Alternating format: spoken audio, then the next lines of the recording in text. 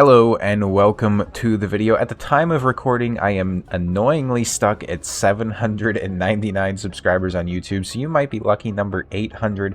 We're getting ever closer to that monetization chase that every YouTuber these days is on, it seems. Today, I want to bring you something kind of cool, which is actually going to be how to solo, or if you want to speed it up a little bit, duo the Bommal boss inside of Doom Tower.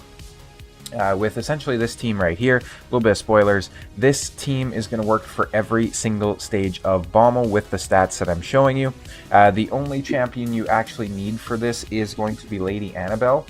So technically, as long as you have this one epic champion, you can use her. The only thing... Well, actually, nothing needs to be done. She doesn't have to be booked. So you don't need books in her. You just essentially need her. Don't mind the blessing here. You don't need to have her awakened or nothing like that. Actually, I would recommend not having this blessing on her because you don't want her placing buffs on herself. And I'm going to have the run shown on the screen here so you can kind of see how it works. But why this is important. A1 attacks one enemy 2 times. Each hit heals herself by 3% of her max HP. So she's definitely going to be helping herself out with a little bit of sustain there. She attacks all enemies, places a leech, as well as a decreased speed if they have less turn meter, and then this one's just a whole lot of reading that we honestly do not care about for this. And then this skill right here is what really makes it cool. So she heals herself by 50% of her max HP whenever an ally or an enemy dies, and you'll see why that's important with who I have her paired up with here, of course. So obviously on Bommal, once those bombs are placed, once they go off, it does actually count as an enemy dying. They do, I believe, a 30% damage to your max HP, so she's basically just tanking and healing herself up even more than the damage she takes from the bombs, which is fantastic. She does have to be built out in my testing, at least in both the regeneration and immortal set, so you're going to have a little bit of gear there.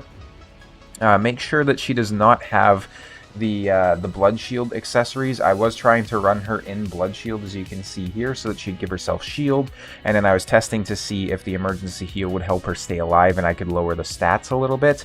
Unfortunately, that wasn't the case because Bommal actually places an additional bomb if she has a buff removed from her, which the shield obviously is removed. These are her total stats: 91k HP. I think you can get away with doing it with about 90, probably about 88,000, somewhere in there. 242 speed, which overall is very, very low, especially for a solo build. And then 324 resistance. You technically don't have to have her built out with much resistance at all. She should be able to clear this with almost no resistance.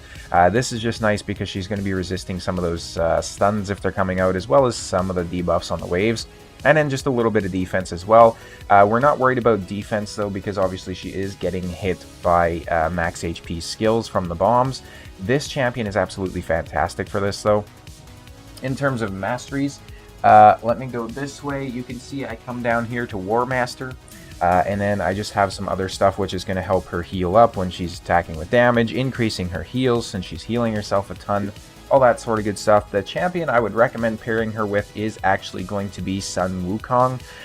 The build on this guy is not particularly important. This is how I have mine built out though. 5400 attack, 101 crit rate, 264 speed, 277 crit damage, a lot of resistance, and a bit of accuracy. The reason I recommend him is because of his passive, of course, where he revives himself with full HP and full turn meter 3 turns after he's killed. So when the bombs are going off, that's going to count as a turn. When Bommal takes a turn, he has some extra turn skills as well. And then what really speeds up this run and keeps it around 5 minutes or less is the fact that you have an awakening on this dude. So Brimstone here, he has a 60% chance of placing it, and it is going to be a protected Brimstone debuff, a smite debuff. Even better, obviously, if he's at 6-star and it's like 100% protected. But these two champions together are able to just absolutely hammer the crap out of Bommal. Again, this is going to work on any stage.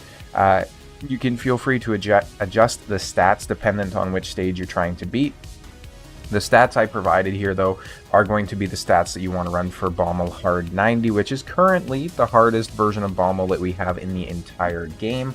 And then what I would recommend as well is bring in somebody like maybe a Fushan, or a Trunda, or even a Rathalos, somebody like that. Basically just somebody who's an attack-based damage dealer, so that once they get to Bommal, they're going to die easily. The rest of your team can stay alive. If you really want, you can bring food in here and then bring her the masteries that make it faster when your allies die, all that sort of good stuff. But overall, I figured I would just share this team composition because I think it's absolutely fantastic, and I think it's a great way to progress past Bommal. And it's so cool to see different champions that can solo content in this game, especially if it's not something you would think of. A couple things I want to call out, a couple things I know at least. If we come over here to Shadowkin, you can actually use this same exact strategy with someone like a Burangiri, because Burangiri heals himself by 50% of their max HP whenever an ally or an enemy dies. So this is basically the same exact champion pretty much for these purposes, apart from his A1 not healing him. But if you have a Burangiri, you can use this. I think there's actually some other champions that are healing themselves when an ally or an enemy dies as well. I don't recall off the top of my head, but I'm sure it's something you can find out there just by reading their skills. Overall, though, I hope you guys enjoyed the video. I hope this helps you progress into, you know, some areas of Doom Tower that you might not have, especially with the ridiculous fusion coming up for Armands, especially with new progression missions coming out for the new champion, the horse there, which is doing the AoE Enfeeble on his A1. We're definitely going to have to start progressing in some of these harder areas of the game. Because, you know, we're going to have new progress missions here to tackle. I think everybody's going to start to struggle a bit more with Cursed City too, because they're probably going to expect us to progress and beat this, you know, pretty much monthly at this point, where I'm kind of stuck right here, not really doing a whole lot on hard mode. I'm kind of stuck in a lot of areas. Let me know how you guys are progressing in Centranos.